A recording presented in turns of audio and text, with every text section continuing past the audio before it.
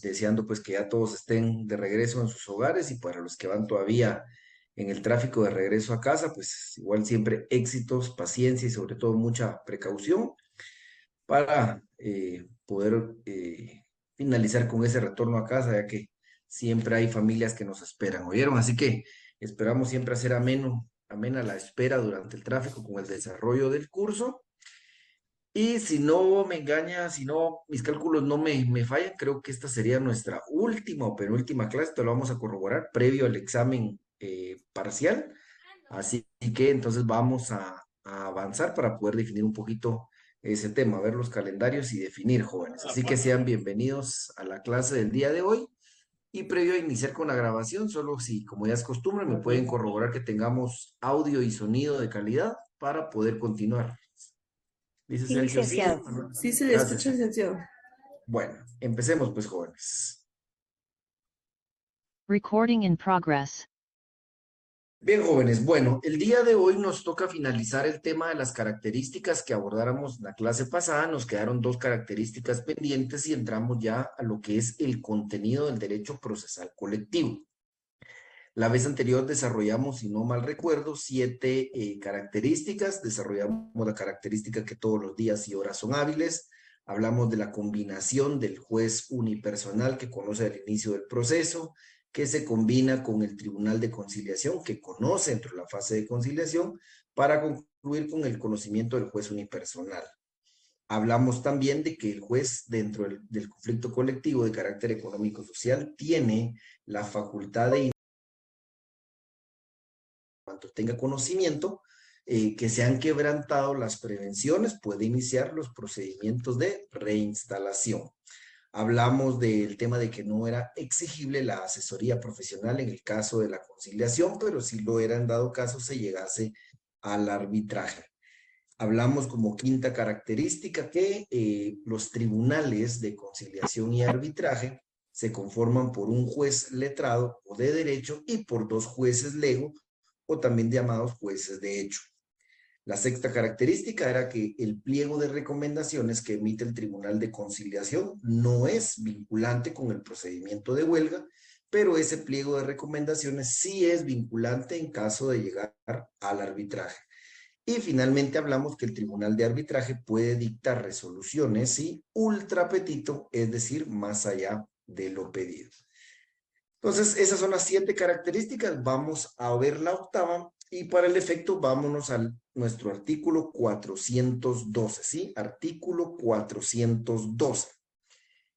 Y aquí vamos a encontrar nuestra octava característica, que es que el sistema de apreciación y valoración de la prueba dentro del derecho procesal colectivo debe hacerse de acuerdo con el sistema denominado leal saber y entender de los jueces. ¿Sí? Repito, el sistema de apreciación y valoración de la prueba dentro del derecho procesal colectivo debe hacerse de acuerdo con el sistema denominado leal saber y entender de los jueces. Demos lectura al artículo 412, artículo 412. Los tribunales de conciliación y arbitraje apreciarán el resultado y el valor de las pruebas según su leal saber y entender, sin sujetarse a las reglas del derecho común. Entonces veamos, pues, jóvenes, interesantísimo el sistema de valoración y apreciación de la prueba que tienen los tribunales de conciliación y arbitraje, ya que como lo podemos evidenciar, cuando el código nos establece según su leal saber y entender, veamos que deja una libertad, ¿sí? De los tribunales para apreciar la prueba. Recuérdense que dos integrantes de esos tribunales, como lo dijimos en la clase anterior, no son abogados. El requisito es que no sean abogados, como lo vamos a ver cuando veamos la integración de los tribunales. Pero ya les adelanto esto para que podamos entender. Por eso dice aquí, sin sujetarse a las reglas del derecho común. Cuando hablamos de los sistemas de valoración de la prueba, lo hablábamos la vez anterior, la sana crítica razonada, la prueba legal o tasada, la propia ley nos va dando los elementos de cómo valorar la prueba. Pero aquí, al estar frente a dos de tres integrantes que no son abogados, la ley deja la libertad, repito, a apreciar la prueba, dice, según su leal saber y entender. Es decir, su forma en cómo comprenden la realidad, su forma en cómo entienden el entorno social. Recuérdense que se prevé que el tribunal se arme de esa manera o se conforme de esa manera, ya que son las personas que tienen conocimiento del conflicto. Son representantes de trabajadores, representantes de patronos, que no saben de derecho o no conocen de leyes, pero sí conocen de esa relación patrono-trabajador y conocen de esa realidad social que se vive en esa relación patrono-trabajador. Es por ello que la ley y el legislador dejan esta libertad, ¿sí? Esta es el sistema de valoración de prueba más flexible que van a encontrar en toda la ley. En ningún otro proceso van a encontrar un sistema de valoración más flexible que esto. Esto le da amplitud a los integrantes del Tribunal de Conciliación y Arbitraje, repito, de poder interpretar y resolver conforme a ellos entienden el conflicto, la realidad del conflicto, el entorno social y la vivencia dentro del propio conflicto. No lo sujeta a normas del derecho común. Si vemos, por ejemplo, en el derecho civil, existe una forma para acreditar los documentos, existen formas para acreditar testigos en el derecho penal, etcétera. Acá no nos da reglas. Dice, señores del Tribunal de Arbitraje, señores del Tribunal de Conciliación, conforme a ustedes entiendan, conforme ustedes sepan del conflicto, así resuelvan, con esa amplitud, con esa flexibilidad, ¿sí? Entonces, este es el sistema de valoración de la prueba, es según su leal saber y entender, ¿sí? ¿Queda claro esta característica, jóvenes? ¿Queda clara esta libertad que tienen los tribunales, tanto de conciliación como de arbitraje, de resolver acorde a como perciban la realidad y tengan conocimiento del conflicto? Sí, dice Sergio. Creo que los Sí, demás licenciado. también.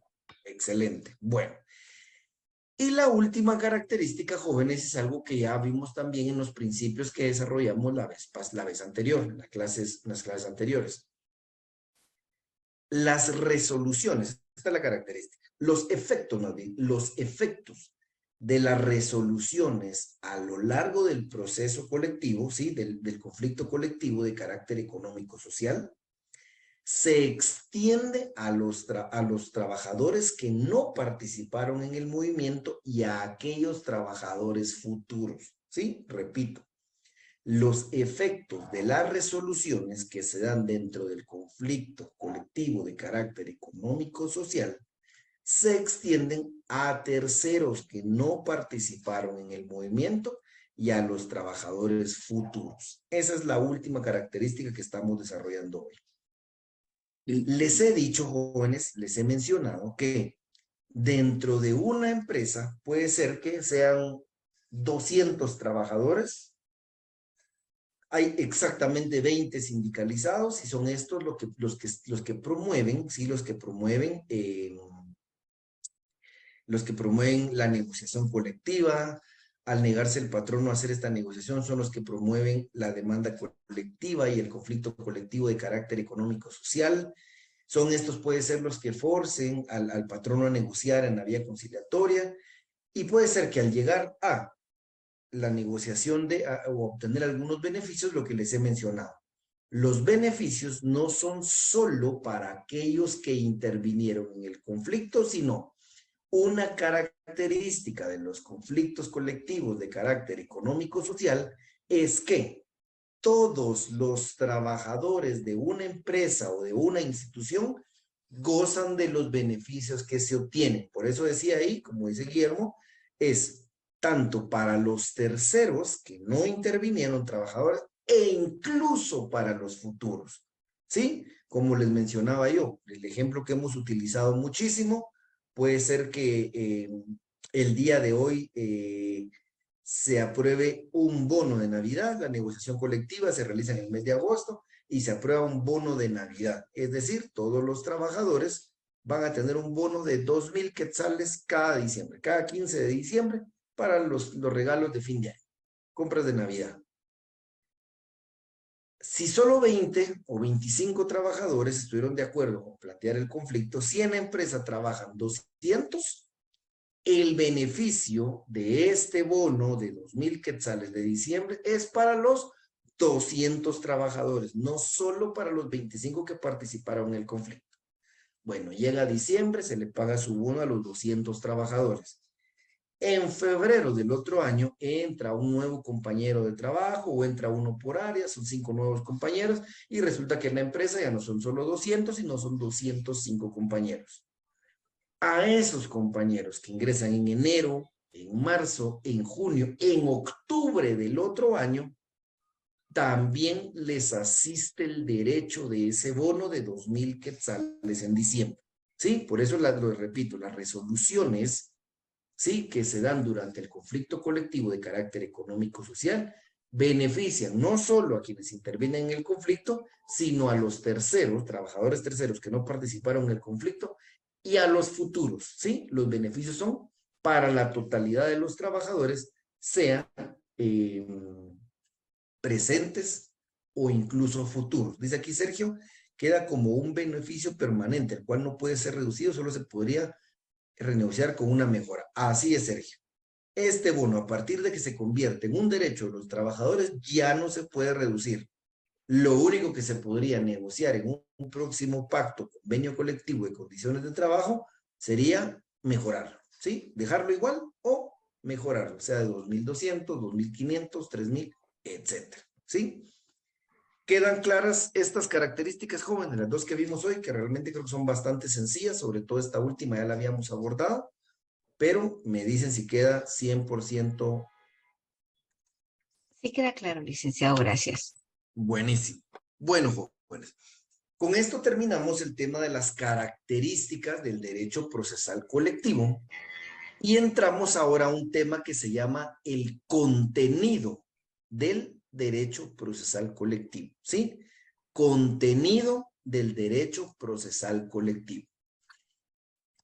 ¿Y qué es el contenido del derecho procesal colectivo? Miren, pues, dentro del desarrollo del derecho procesal colectivo como tal, vamos a encontrar que existen 3 procesos, ¿sí? Existen 3 procesos. Repito, dentro de el derecho procesal colectivo, vamos a encontrar que existen 3 procesos. Dicho de la otra forma, 3 procesos son el contenido del derecho procesal colectivo, ¿sí? Así como cuando vimos el derecho procesal individual, que vimos el juicio ordinario, aquí nos vamos a encontrar con 3 procesos. Aquí nos vamos a encontrar con 3 procesos. El primero de ellos, se los voy a consignar acá.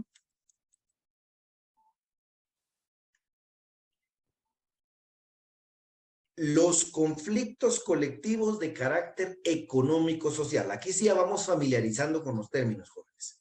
Los conflictos colectivos de carácter económico-social cuyo objeto es modificar las condiciones de contratación contenidas en la ley, en el contrato individual de trabajo o un instrumento de normación colectiva. Participan sindicatos, coaliciones y uno o varios patronos. Bueno, acá nos vamos a encontrar, jóvenes, que este conflicto colectivo de carácter económico-social es realmente una de las herramientas que los trabajadores tienen, ¿sí? Para que, como esta definición no lo indica, los trabajadores puedan mejorar las condiciones en las que trabajan o crear nuevas condiciones de trabajo. Recuérdense que el artículo 106 constitucional nos regula. Dice, los derechos consignados a los trabajadores, ¿sí?, son mínimos, susceptibles solo de ser mejorado por medio de ¿qué? De la negociación colectiva, ¿sí? De la negociación colectiva. Toda norma que tergiverse, disminuya o restrinja derechos es nula ipso iure. Bueno, entonces nos encontramos con lo que hemos hablado bastantes veces en el curso, es como trabajadores tenemos un mínimo de derechos, ¿sí? No podemos bajar de ahí. no tenemos ni siquiera el derecho, valga la redundancia, como trabajadores, a renunciar a nuestros derechos. No tenemos esa facultad. Esa es una facultad que la ley tiene que dice, no vamos a disminuir derechos. Pueden solo aumentarlos. Entonces, como les he mencionado, por ejemplo, nuestras leyes se quedan bastante obsoletas en el tiempo. Sí, se quedan bastante obsoletas en el tiempo. Entonces, la manera más inmediata de mejorar esas condiciones de trabajo o de crear nuevas condiciones de trabajo es la negociación colectiva.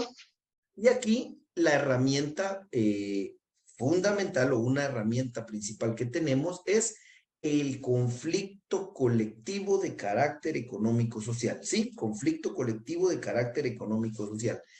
Y es básicamente donde los trabajadores organizados, ya vimos aquí, sindicatos o grupo coaligado de trabajadores, ojo que eso es requisito, un grupo organizado de trabajadores, sea sindicato, grupo coaligado, legalmente establecido, legalmente representativo, lo vamos a ver más adelante cómo es la manera de hacerlo, pero ellos presentan ante el patrono una negociación, ¿sí? Presentan una negociación en la cual buscan mejorar los derechos que ya tienen o crear nuevos derechos. Ya les decía yo, pueden ser de índole, escuchen el nombre del conflicto. Conflicto colectivo de carácter económico, social. Esas mejoras no necesariamente deben ser económicas. Lo hemos hablado aquí en varios ejemplos. Cuando hablamos de una mejora económica, puede ser un aumento de salario, el bono de 2,000 quetzales, el bono navideño, etcétera. Cuando hablamos de mejoras de carácter social, lo que hemos hablado acá. Por ejemplo, la creación de una guardería, la creación de una escuela de párvulos dentro de la empresa, qué sé yo, que faciliten, no sé, el almuerzo, que aunque va inmerso en lo económico, puede ser más un aspecto de tema social, etcétera. Entonces, tenemos que tener claro que esas mejoras pueden ser tanto de índole económico como de índole social, acorde a las necesidades de los trabajadores, pero también sujeto siempre, recuérdense que, a la capacidad del patrón, así como lo vimos en nuestros considerandos del Código de Trabajo. eh, Veamos la literal B del considerando cuarto, donde nos dice, el derecho de trabajo constituye un mínimo de garantías sociales protectoras al trabajador, irrenunciables únicamente para esta y llamadas a desarrollarse posteriormente en forma dinámica en estricta conformidad con las posibilidades de cada empresa patronal. ¿Sí?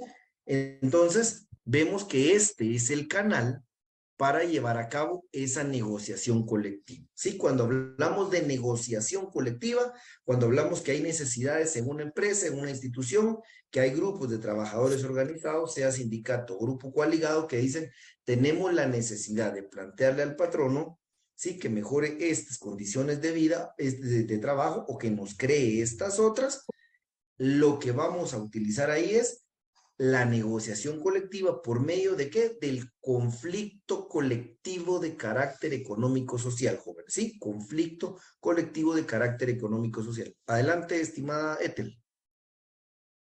Gracias, licenciado. Me surge la duda, sobre todo por esta libertad que tienen los jueces a la hora de valorar la prueba. Eh, los trabajadores, por ejemplo, presentan un conflicto colectivo de carácter económico-social y quieren, digamos, que poner una guardería o hacer la escuelita de párvulos, etcétera. Eh, y dado que el derecho laboral es protector del trabajador, pero las posibilidades del patrono lo impiden. Eh, me surge aquí la duda si no, de cualquier manera, el juez se inclinará por apoyar a los trabajadores, aún sacrificando al patrono. Me da la impresión de que de alguna manera eso podría prestarse como para exprimir al patrono que de pronto no tiene las posibilidades, ¿verdad?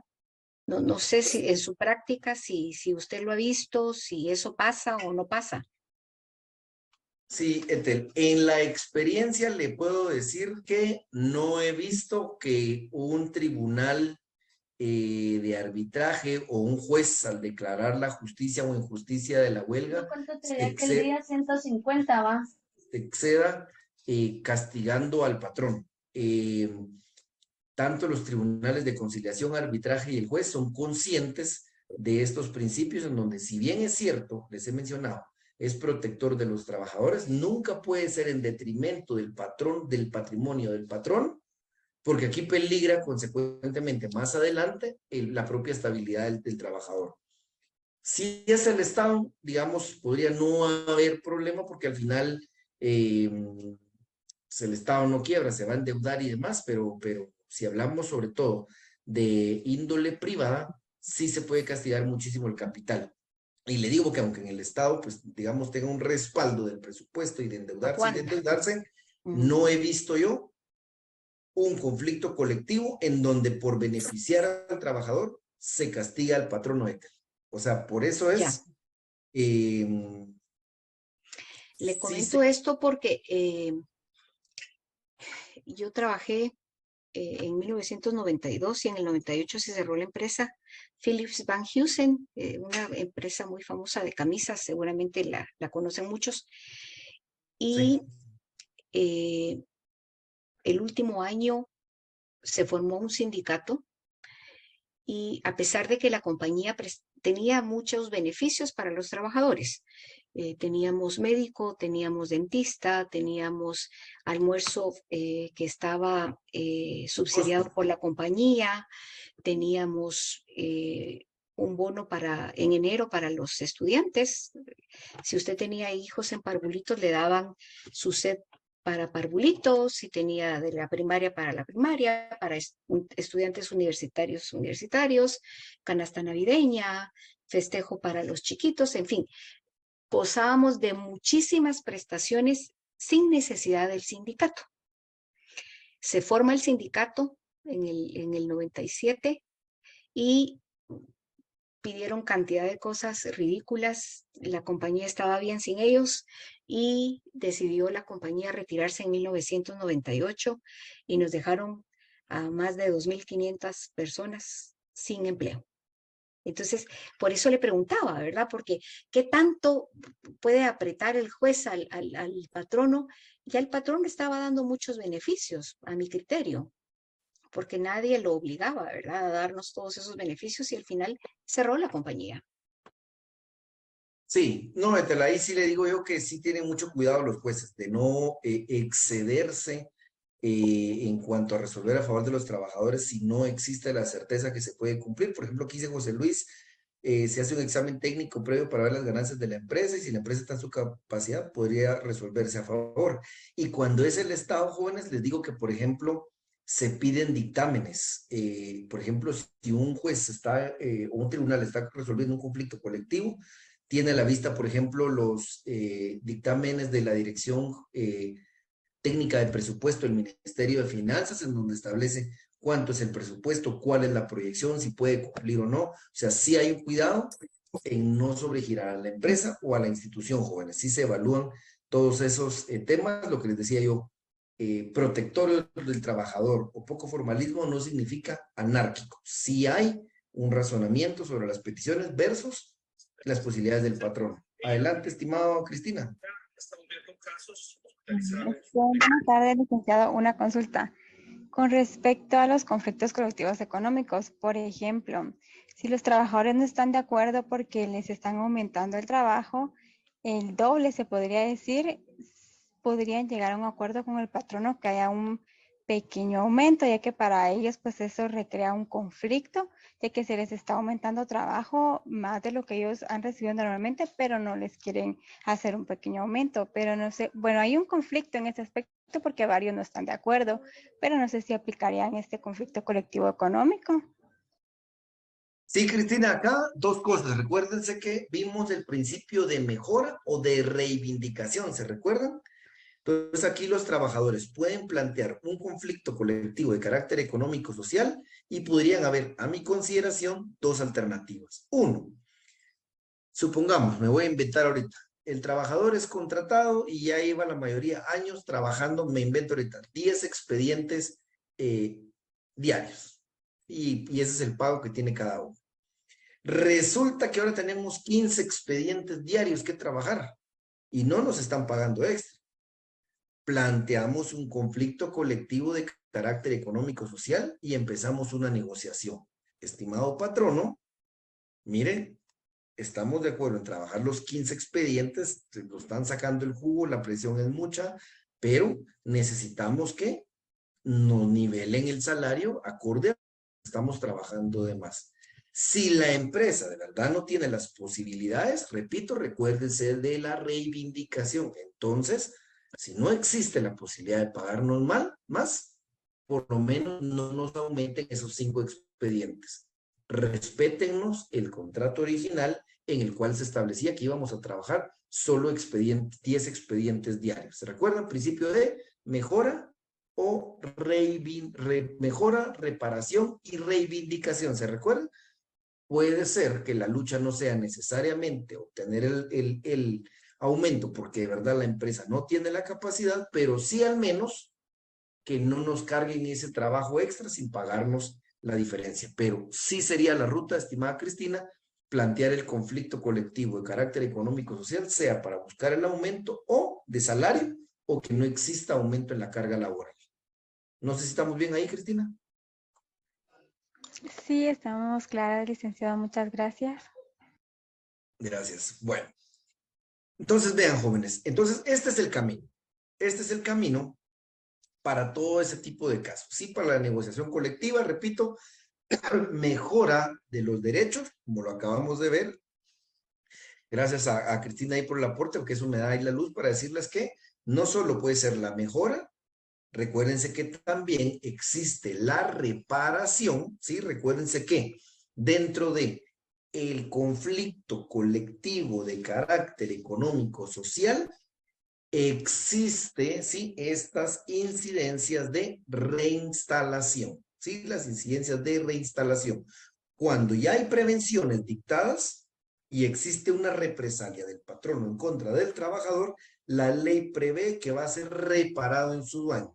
Integralmente va a ser reinstalado en su puesto de trabajo y pecuniariamente se le van a pagar los salarios dejados de percibir y todos los bonos que debió haber percibido durante ese tiempo. Bueno, vamos a ver también entonces que puede ser de reivindicación, el ejemplo que les acabo de consignar. Bueno, si no existe el dinero para mejorar el salario, al menos que no nos aumenten el trabajo. Reivindíquenos, déjenos en las condiciones que estábamos. Nosotros estamos contratados hace meses algunos, hace años otros, para operar 10 expedientes mensuales. Si no nos van a pagar la diferencia, no nos carguen esos 5 expedientes adicionales. Vamos a ver que dentro del conflicto colectivo de carácter económico-social tenemos 2 fases procesales, ¿sí? Tenemos 2 fases procesales, que son la conciliación y la huelga, ¿sí? Repito, dentro del conflicto colectivo de carácter económico-social, tenemos 2 fases procesales, que son la conciliación y la huelga, ¿sí? La conciliación y la huelga. Bueno, vamos a ver entonces, jóvenes, que existe una fase de negociación extrajudicial, como se los he mencionado, existe una fase donde la ley obliga, y lo vamos a ver despacio, a que patrono y trabajadores por sí mismos intenten solventar sus conflictos, ¿sí? Que negocien ellos sin necesidad de intervención del Estado. Si esa negociación fracasa, entonces ya nos da la oportunidad, ¿sí? De plantear el conflicto colectivo de carácter económico-social. Es decir, planteo mi demanda colectiva con todas mis solicitudes. Queremos aumento de salario, queremos que nos aperturen una guardería y si no se puede aperturar el salario, al menos que nos regresen a la carga laboral que teníamos y que no nos aumente porque no nos están pagando la diferencia. Ahí vamos a ver que ya entramos a la fase de conciliación. La primera fase entonces,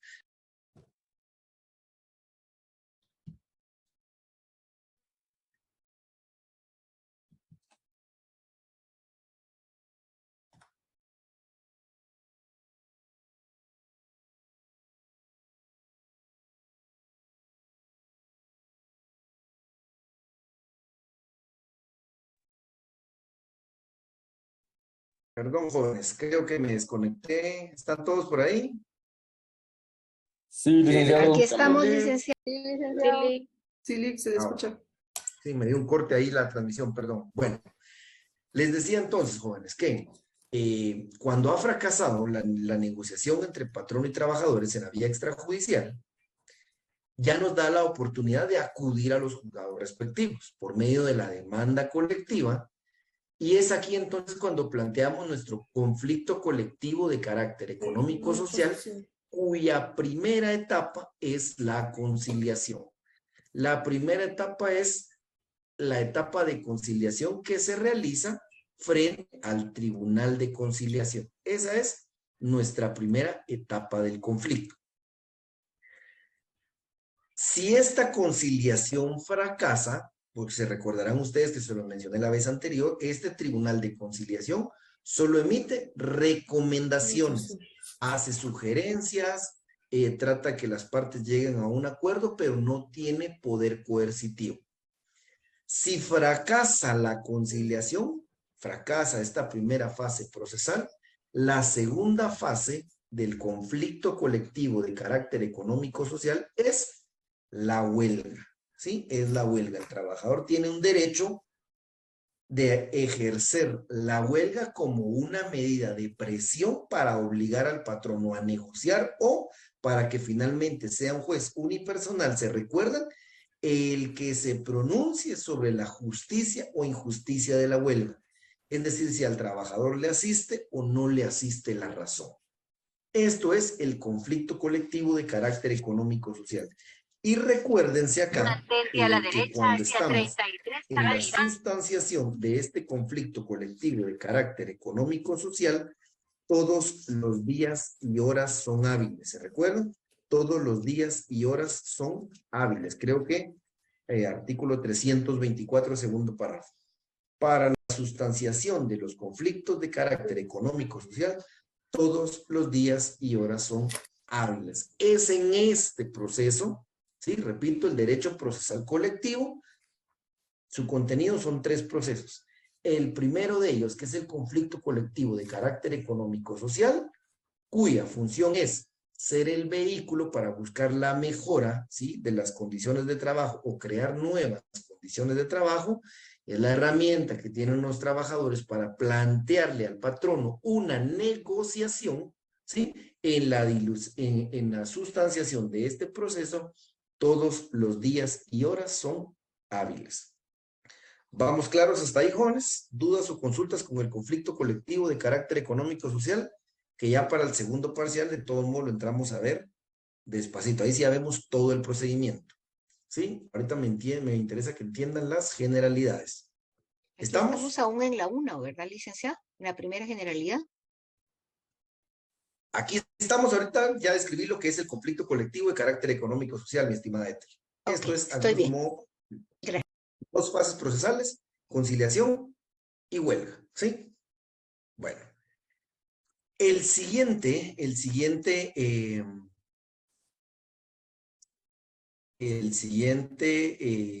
conflicto, se lo voy a poner acá igual. Veamos, pues, el siguiente conflicto es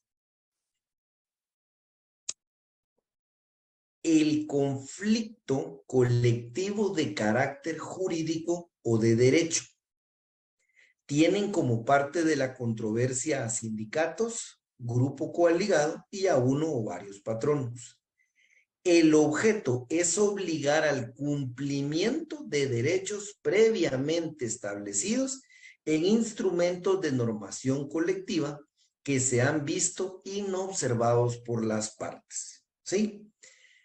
Para que me entiendan un poco, este conflicto colectivo de carácter jurídico o de derecho es el equivalente a un juicio ejecutivo, ¿sí? A un juicio ejecutivo. Vean que dicen que el objeto es obligar al cumplimiento de derechos previamente establecidos en un instrumento de normación colectiva, ¿sí? En un instrumento de normación colectiva. Entonces, vamos a ver acá, jóvenes, que puede ser, ¿sí? Puede ser que pactamos en el convenio, ¿sí? Pactamos en el convenio o en el pacto colectivo de condiciones de trabajo. Hagamos de cuenta, no nos vayamos por un ejemplo pecuniario. Hoy en agosto lo firmamos y en el mes de enero, ¿sí? En el mes de enero quedó pactado que empieza a funcionar la guardería. Empieza a funcionar la guardería. Entonces, resulta que las mamás, las que son madres, iban a hacer uso de la guardería, pues se confían, no contratan a una persona que les ayude, ya no pagan el NURSE donde tenían a los hijos, etcétera. Porque en el convenio o el pacto colectivo que se firmó el mes de agosto de 2023 quedó establecido que en enero de 2024, el 15 de enero, iniciaba a funcionar la guardería. Sorpresa que llegamos al 15 de enero y la guardería ni sus luces. Obviamente siempre habrá un espacio racional, puede ser que el patrón no diga, miren, se me complicó, no han traído los muebles, las personas que se contrataron quedaron mal, pero en una semana máximo hoy lo solventamos. Puede ser que el grupo de trabajadores de un compás de espera, pero digamos, llegado al final de enero y al ver que no se cumple con esa condición, se puede, ¿sí? Se puede iniciar el conflicto colectivo de carácter jurídico o de derecho. El conflicto colectivo de carácter jurídico o de derecho. ¿Para qué? Para el simple hecho de que el juez obligue al patrón de su cumplimiento, del cumplimiento de la obligación de que se trate, ¿sí? Vamos a ver más adelante, no los quiero confundir ahorita, pero eventualmente si es una cantidad líquida exigible, digamos si puede ser solo un aumento de salario o un bono, eventualmente los trabajadores pueden acudir a la vía ejecutiva normal. Sin embargo, una ventaja, y esto sí anótenlo, digamos, una de las ventajas que da plantear el conflicto colectivo de carácter jurídico o de derecho es la posibilidad, que eso es muy importante, de solicitarle al patrón el pago de daños y perjuicios, ¿sí?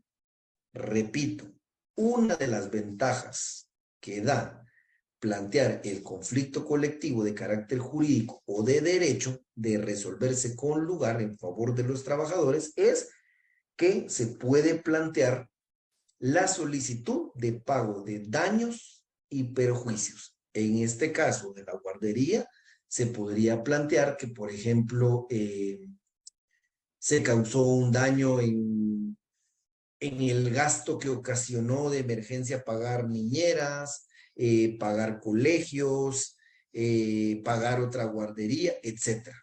Hubo un daño, porque en la economía ya no estaba previsto pagar un colegio, pagar una niñera por el compromiso del patrón, y al no haberse cumplido, ¿sí? Se tuvo que acudir a hacer un gasto extra que se le puede requerir al patrón. Esa es la ventaja del juicio, del conflicto colectivo de carácter jurídico o de derecho. Y repito, como se los dije en la definición que les acabo de dar, el planteamiento es básicamente cuando ya existe un convenio colectivo de condiciones de trabajo o un pacto colectivo de condiciones de trabajo y se incumple alguna de las cláusulas. Ojo que puede ser viceversa. Repito, en el 99.99 de los casos el que incumple es el patrón, pero el patrono también podría hacer uso si los trabajadores dejasen de cumplir alguna de las cláusulas de este conflicto colectivo de carácter económico, jurídico o de derecho, ¿sí? Para el solo hecho de reclamar su cumplimiento y además la posibilidad de solicitar daños y perjuicios. Ojo, jóvenes, que el tema de que todos los días y horas son hábiles es únicamente en el conflicto colectivo de carácter económico-social. Ahí leen bien eso. Aquí en el conflicto colectivo de carácter jurídico o de derecho, esa norma ya no aplica.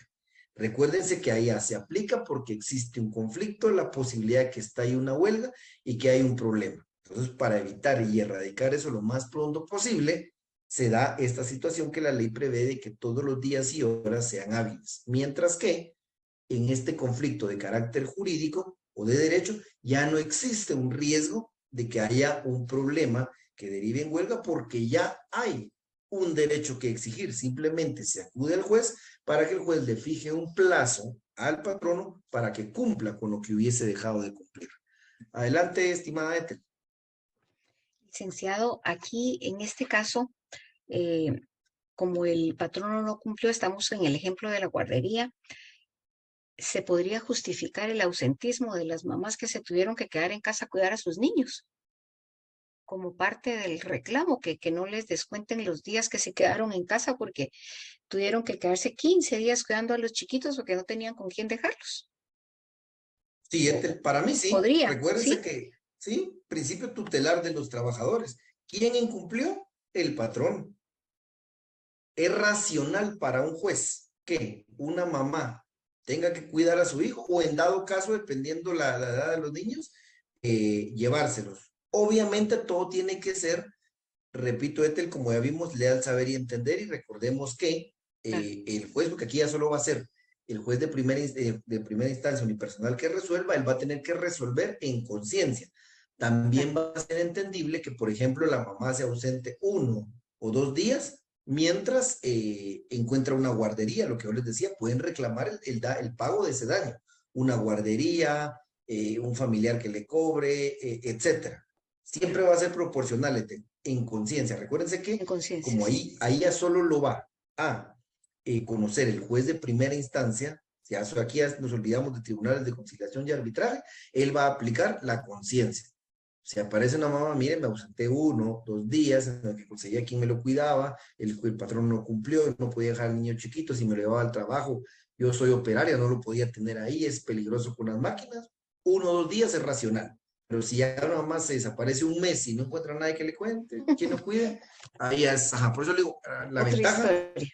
de los sistemas de valoración de la prueba en el ámbito laboral. El juez puede aplicar su conciencia, su raciocinio. No está normado como el resto de sistemas de valoración del derecho común. Gracias, licenciado. Estamos, Etel.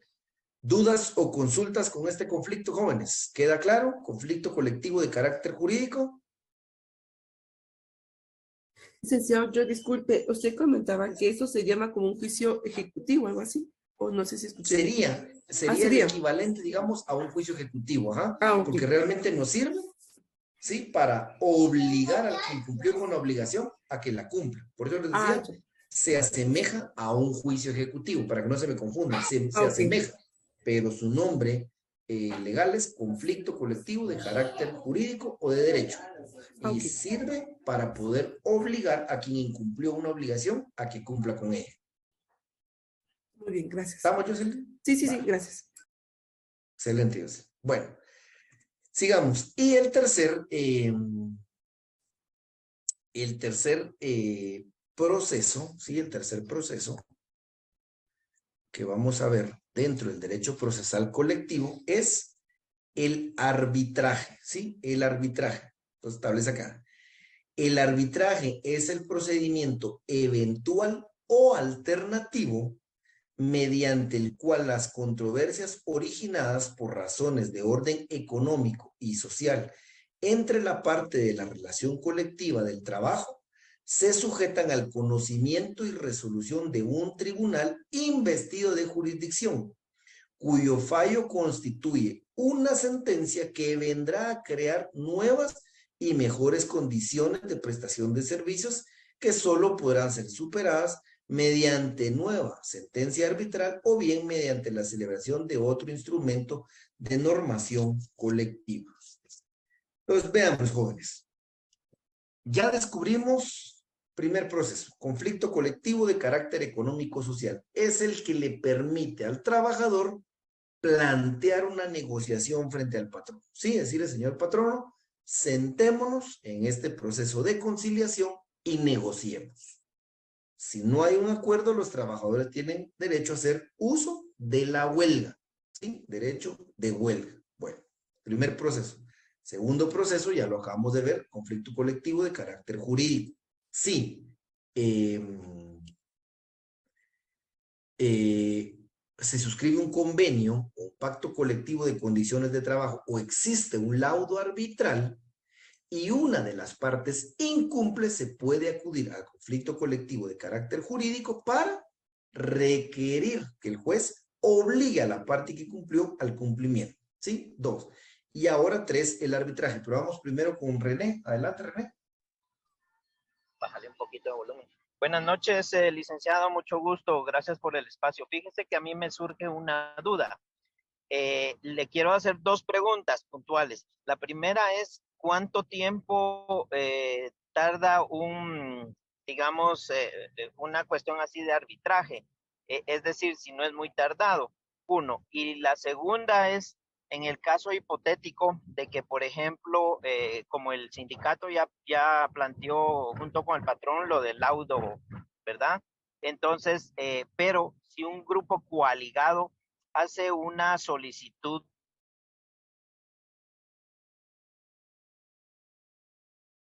Nos quedó sin audio, René.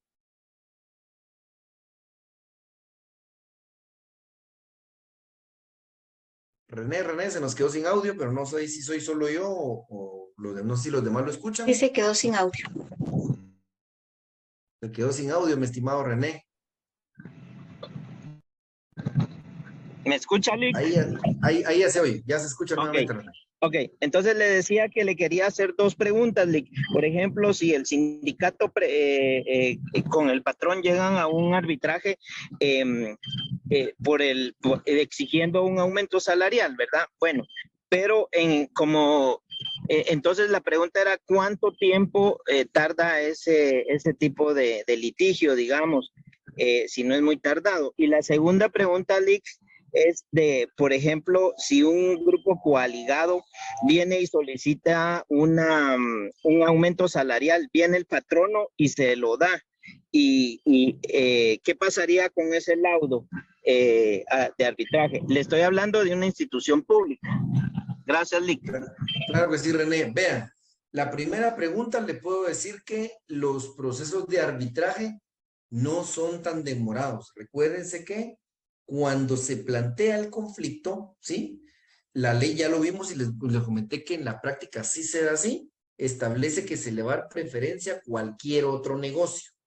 Y una vez que ya se planteó el conflicto, ahorita vamos a ver el tema del arbitraje, básicamente el juez, si no se logra la conciliación o si no hay ánimo de ir al arbitraje, como se lo voy a explicar ahorita, prácticamente inmediatamente después conforma el tribunal de arbitraje y entra a conocer el conflicto. Entonces, primera respuesta, estimado René, en la práctica le puedo decir que no es muy demorado.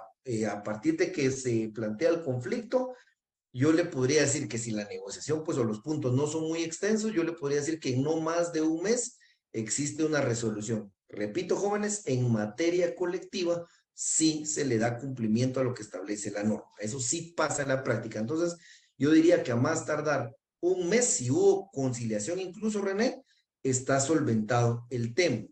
2, lo que usted me decía, si hay un laudo arbitral que emite una sentencia en la cual se da un aumento. Si después un grupo coaligado le solicita al patrono un aumento y este lo da, enhorabuena. Ese aumento entra en vigencia, estimado René. Ningún problema. Todo lo que sea para mejorar las condiciones de los trabajadores es bienvenido. Entonces, ahí no hay ningún inconveniente.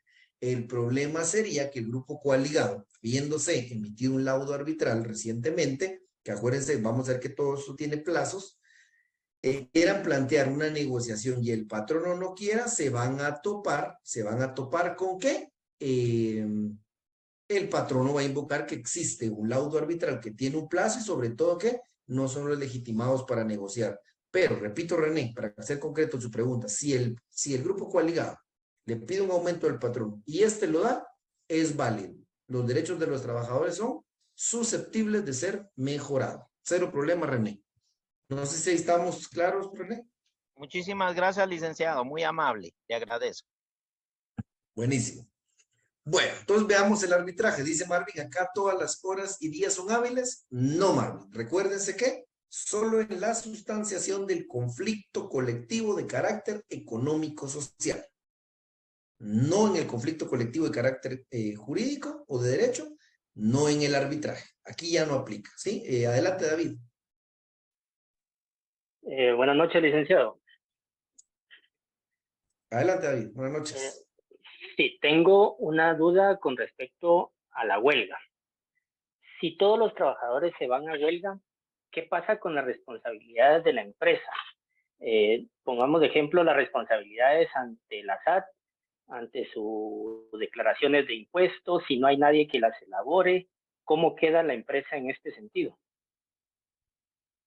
Ahí se me adelantó mi estimado David, pero cuando veamos la huelga, tal vez para no desviarme mucho del tema, vamos a ver que existe un mínimo de trabajadores que debe quedarse en la empresa para no atender labores esenciales, David. No obstante, la mayoría la haya aprobado, el juez la va a declarar, o digamos, valga la redundancia, va a aprobar esa decisión de ir a la huelga, siempre y cuando se hayan cumplido con algunos porcentajes mínimos para seguir prestando el servicio. Pero eso lo vamos a ver cuando lleguemos a la huelga, pero para no dejarle la pregunta en el aire, se deja un mínimo de trabajadores al frente de las labores, David.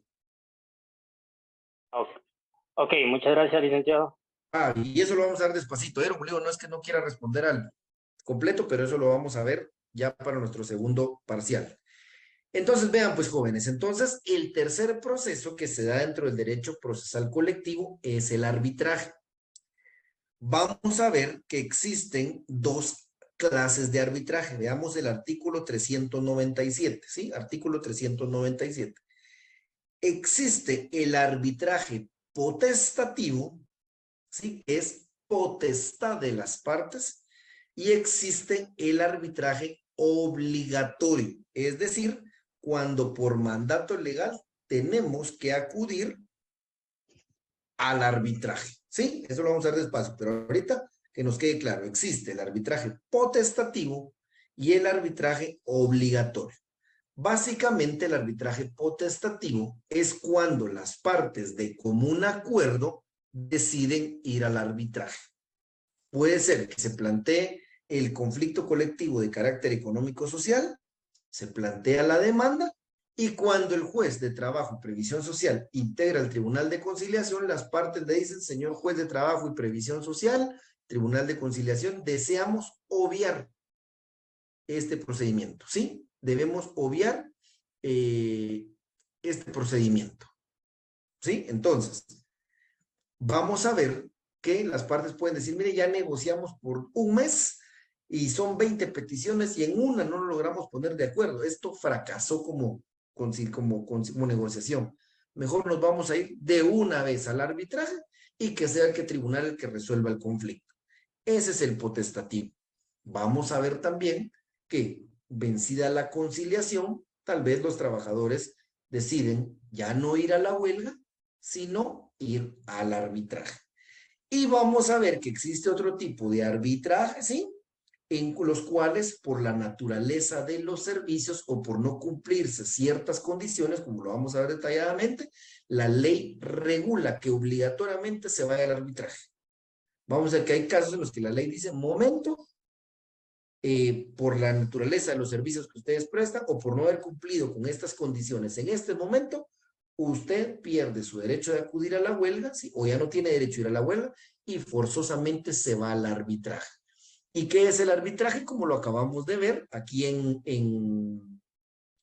como lo acabamos de ver en la definición que dice, es cuando hay, dice, controversias originadas por razones económico y social entre las partes de la relación colectiva y someten el conocimiento a un tribunal de arbitraje para que éste emita un fallo que se constituye en una sentencia. ¿Sí? Entonces, el tribunal de arbitraje, jóvenes, este sí ya tiene poder coercitivo. Este sí resuelve el conflicto a diferencia del tribunal de conciliación. El tribunal de arbitraje, se recuerdan ustedes, toma como base lo actuado por el tribunal de conciliación. Vamos a ver el procedimiento despacito. Entra a interactuar con las partes y resuelve. Ellos sí emiten una sentencia que se denomina, ojo, anoten, laudo arbitral. Ellos emiten una sentencia que se denomina laudo arbitral. Y ese laudo arbitral se transforma entonces en un instrumento de normación colectiva.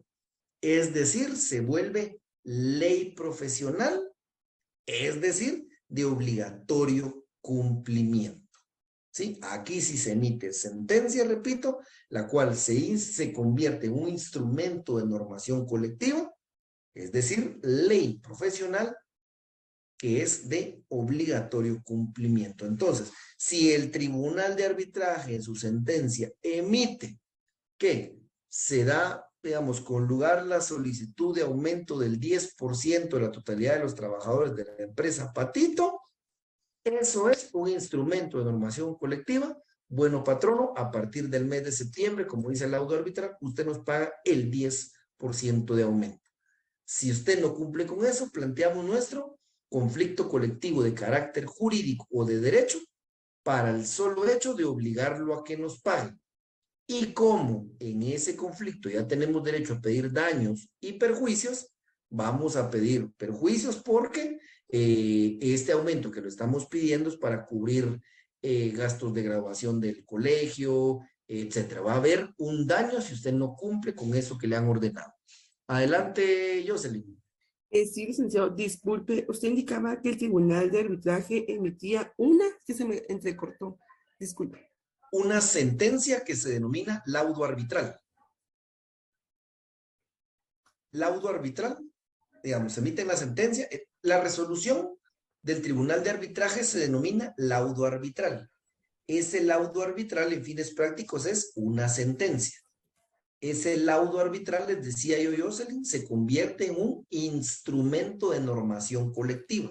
Es como que si se hubiera suscrito un pacto colectivo, un convenio colectivo, pero como fue, ya no se logró la negociación, sino que fue a través de la sentencia del Tribunal de Conciliación, de arbitraje, perdón, ese laudo arbitral también es un instrumento de normación colectiva. O sea, ese laudo se va a convertir, incluso el sindicato, por ejemplo, puede hacer folletitos con copia de ese laudo, que es donde va a estar regulado ahora si hay aumentos, si hay otro día de descanso, si se va a crear la guardería, etcétera. Se convierte en ley profesional. Gracias. Muchas gracias.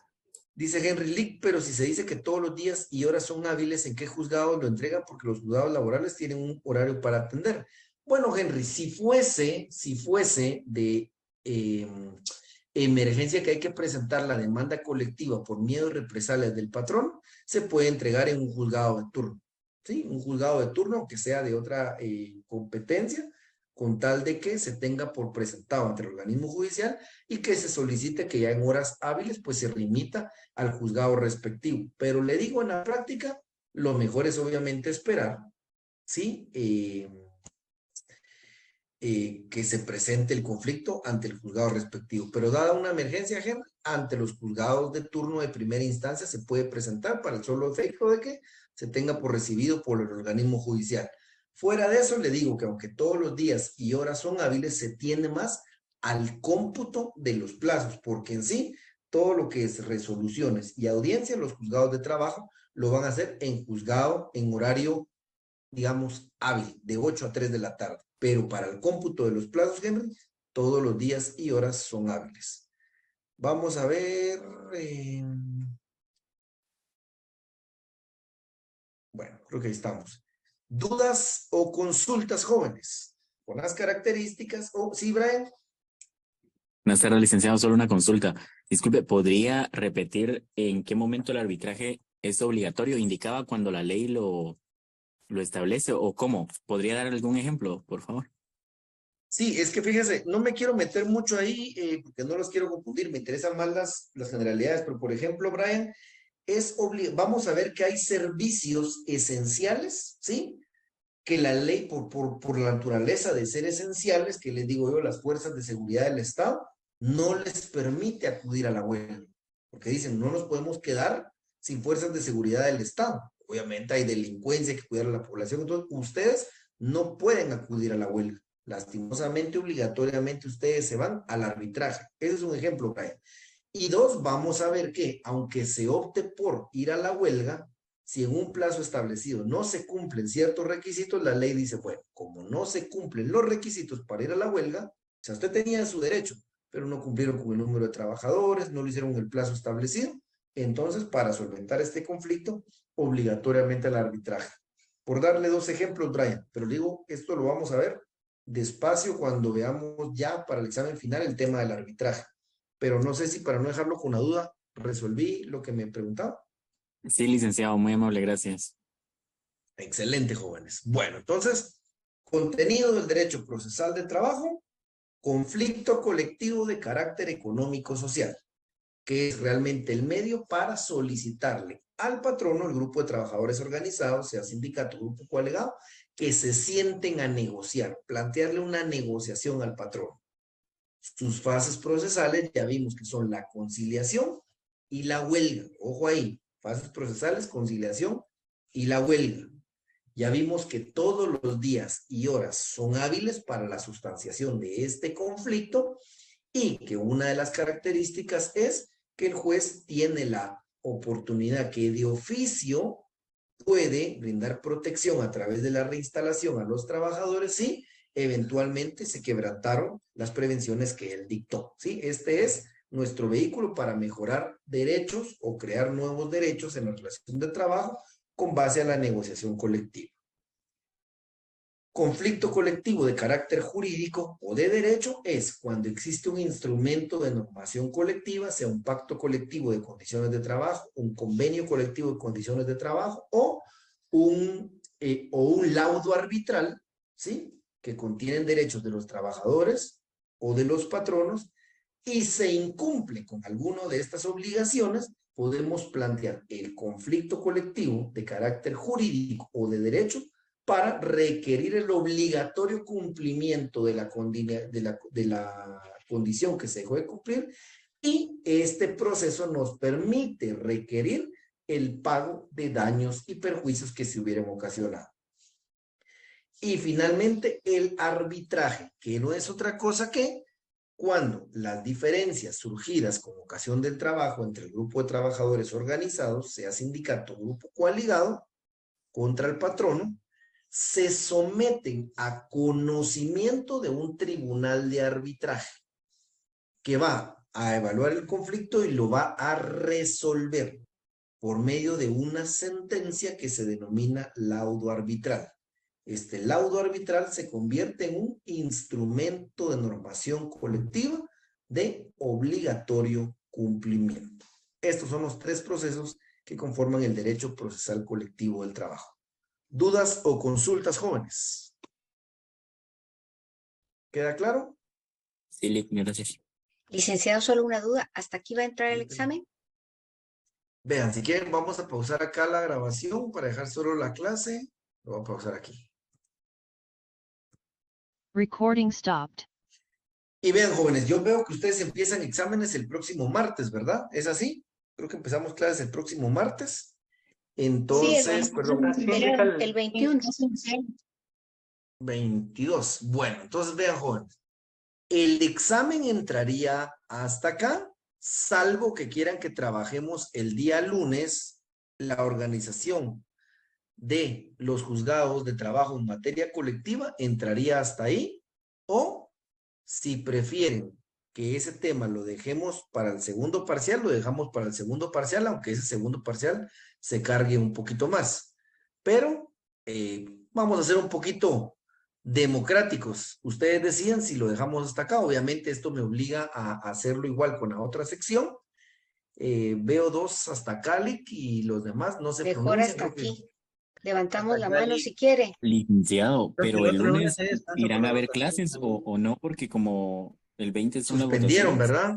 me imagino Sí, yo que vi van a que suspender, emitieron sí. un calendario, una circular. Bueno, Sí, si quieren, para evitarnos ese conflicto, lo dejamos hasta acá, jóvenes. Lo vamos a dejar hasta aquí. El contenido del parcial. Entonces lo vamos a hacer el día de clase. Yo, si no mal recuerdo, a nosotros nos toca, ¿cuándo nos toca con ustedes, jóvenes? Es la siguiente semana, no la que viene, sino la última de agosto. Recuerdo, creo que es el miércoles 30 nuestro examen. 28, ¿no? El 28 nos 28 toca. es.